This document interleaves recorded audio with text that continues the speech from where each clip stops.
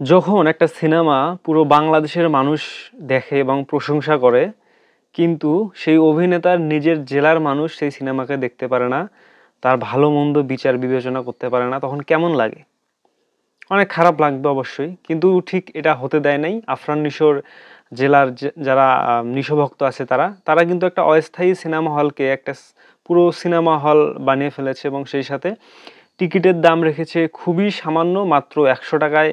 আফরান নিশোর দাগি সিনেমাটা আজকে টাঙ্গাইলের ভূঁইয়াপুরে দেখানো হয়েছে। এটা একটা অস্থায়ী সিনেমা হল। এর আগেও কিন্তু একটা এরকম বিস্ময়কর নজির গড়েছিল আফরান নিশোর যারা ভক্ত আছে তারা।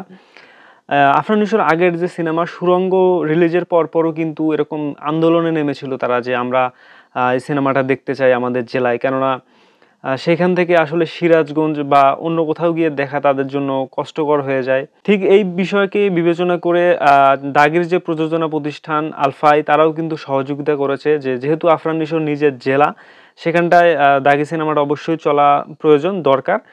কেননা ওইখানে আফরান নিশোর হিউজ পরিমাণ ফ্যানবেজ আছে, যেহেতু নিজের জন্মস্থান সেখানে তো ফ্যানবেজ থাকবেই। তো বেশ কিছু নিশো ভক্তর উদ্যোগে এইটা নেওয়া হয় এবং শেষ পর্যন্ত একটা অস্থায়ী সিনেমা হলকে পুরোদস্তুর সিনেমা হল তৈরি করা হয়। এটাকে পরিষ্কার করে সব কিছু অ্যারেঞ্জমেন্ট করে দাগি সিনেমা নিয়ে আসা হয়। আজকে থেকেই মূলত সিনেমাটা এখানে চলছে। ঠিক কতদিন চলবে বা কতদিনের জন্য সিনেমাটার অনুমতি দেওয়া হয়েছে ওইখানে, এটা প্রপার কোনো মানে যে ডিউরেশন ওটা আমি জানি না, তো আমার মুখে বলাটাও আসলে ঠিক হবে না।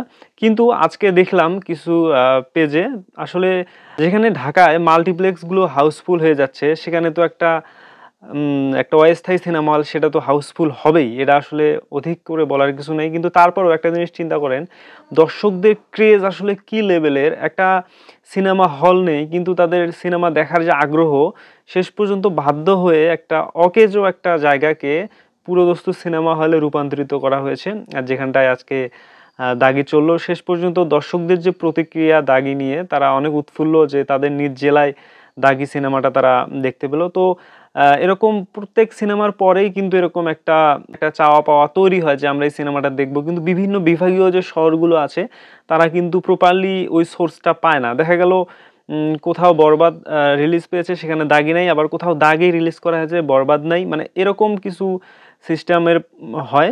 যেহেতু সিনেমা হল খুবই সংকট, এবং যে সিনেমাটা যে হল মালিক মনে করে যে আমার এই সিনেমাটা ভালো চলবে, তারা ওই সিনেমাটাই নেয়। এবং বাকি যে সিনেমা, অর্থাৎ বাকি যে 2-3টা সিনেমা থাকে ঈদে, ওই 2-3টা সিনেমা কিন্তু ওই হলটা পায় না।